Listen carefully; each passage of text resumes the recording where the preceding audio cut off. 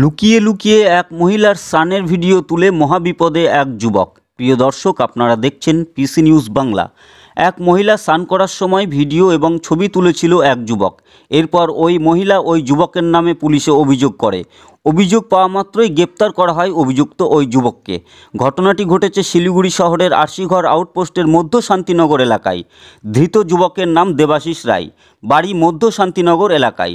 ধৃতকে জিজ্ঞাসাবাদ করলে নিজেই তার অপকর্মের কথা স্বীকার করে এবং সে জানায় সে ভিডিও এবং ছবি তুলে ডিলিট করে দিয়েছে।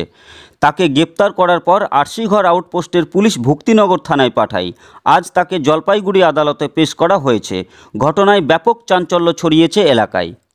নিজের ব্যবসার বিজ্ঞাপন দিয়ে পৌঁছে যান লক্ষ লক্ষ মানুষের কাছে।